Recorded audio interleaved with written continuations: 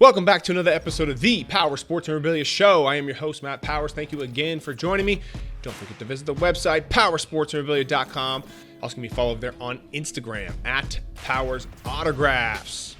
All right, we are talking all things full-size NFL helmets today. These are highly collectible.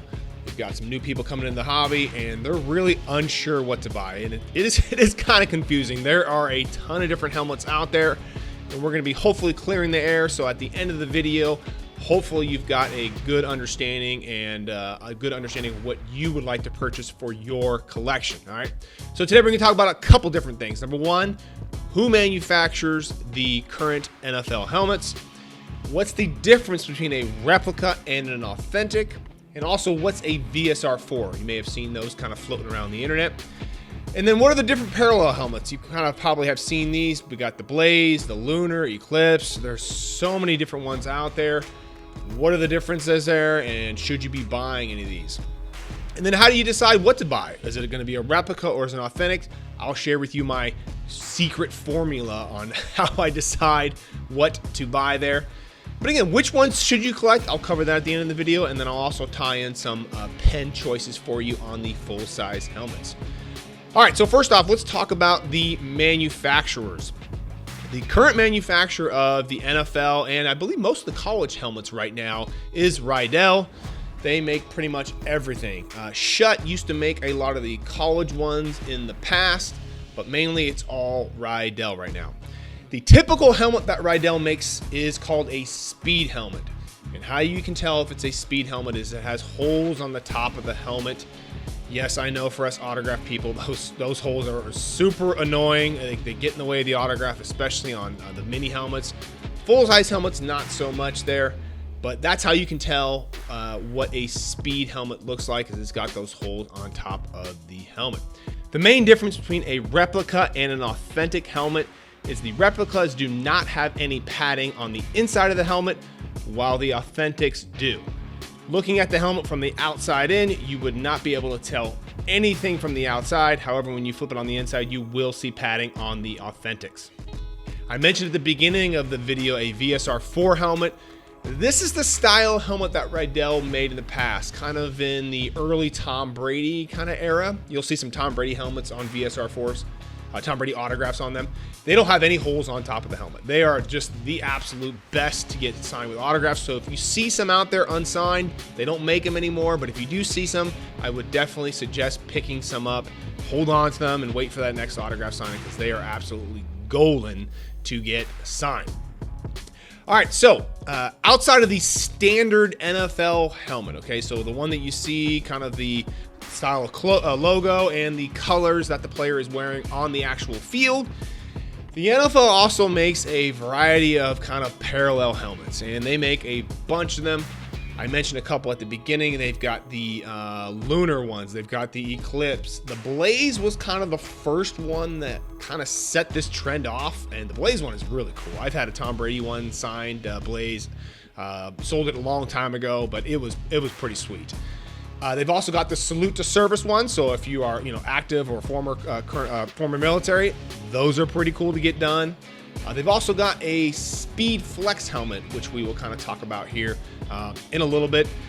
These ones are highly collectible, and they're mainly highly collectible because there's something different. A lot of collectors kind of get bored with their collection sometimes, and they're collecting, let's say, they're a 49er fan, they're getting full-size helmets on Montana, Rice, and Young, and they're getting them, let's say, on the style that the current 49ers wear, the speed style, right? But they want to get something different. They want to get Jerry Rice on an Eclipse helmet because their collection's kind of getting a little stale, and they want to do something different, or they just like the style of the helmet. So these are highly collectible. Don't get it wrong. A lot of people really like these helmets. But most people really collect just kind of the standard stuff. But if you want to branch out and do some of the, parallel ones, by all means, they are absolutely highly collectible to do. The Speed Flex helmet, which I mentioned at the beginning, is a popular style of helmet to collect, especially if you are getting on a quarterback who wears that style of helmet. However, these helmets can be really expensive and sometimes difficult to find. They do retail for somewhere around $600. So you're going to have to be very, very picky about who you get on this style of helmet. Again, I would only get players who wear this style of helmet. I would not be getting a Dan Marino on a Speedflex. He didn't even wear this helmet. It wasn't even around when he was playing. So always get the player who wears that style of helmet, get their autograph on that style of helmet if it makes sense financially. You can also buy the Speed Style throwback helmets. For example, we have a Dan Marino signing coming up here next month, and finding an exact, VSR4 kind of in the style that Marino wore is basically almost impossible. It's a very difficult helmet to find. However, Rydell does make Speed throwbacks. Now, it's the same style as the current players wear. However, it has the logos from the era that Marino played in. So that's a big deal. I definitely strongly suggest buying helmets that closely resemble what the player wore on the field, but also from the era that they wore, as close as we can currently do it. Never going to get a perfect match most of the time, but if you can match up the logos and whatnot, that definitely adds a little bit more of authenticity to the piece, in my opinion. There's no point in getting a Dan Marino autograph on a Speedflex. Okay, I see this all the time. It's cool, I get it, it's something different, but he never wore a Speedflex, and he never even wore that style. I mean, he was lucky to be wearing helmets at the age, in the decade that he was playing in, all right? So it just doesn't make any sense to me. But again, hey, it's your collection, you do what you want there, all right? So how do I decide if I'm going to be buying a replica versus an authentic helmet? Most of the authentics kind of retail generally around $300 or so. The replicas can range, somewhere around $175, $200, depends on, what's in stock, who you're buying it from. So my general rule of thumb is if I am paying close to or more for the autograph, I will generally go with an authentic. For example, if the autograph is around $300 and the authentic's $300, I'm generally going to go with an authentic. If the autograph is less than the cost of the helmet, for example, if I'm buying a $100 autograph, I will typically probably do those on a replica helmet. It just doesn't make much sense for me to buy a authentic helmet. It just raises the price, and if the autograph is already slightly cheaper, most people don't really want to fork over, a couple extra $100 for that authentic helmet on a cheaper autograph, in my opinion. Now, if you're doing like an autograph like Tom Brady, who's a couple $1,000s, of course, yes, absolutely do that on a authentic helmet if you can, 100% of the time.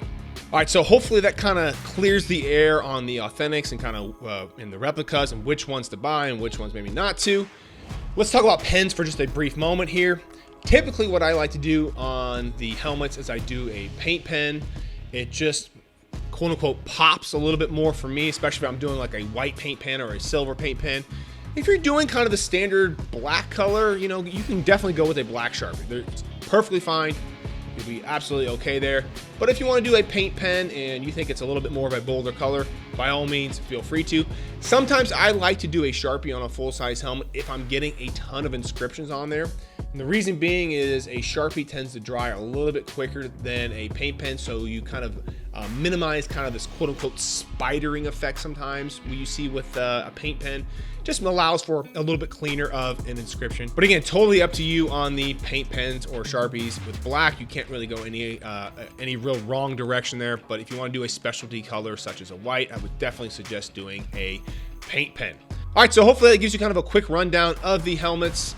Again, there's no real right or wrong answer. Do what's best for you and your collection there, but hopefully this brings a little bit of clarity to you. Again, don't forget to visit the website and check out all the autograph signings that we have coming up there, powersportsmemorabilia.com. Also, give me a follow over there on Instagram at Powers Autographs, and I will see you on the next episode.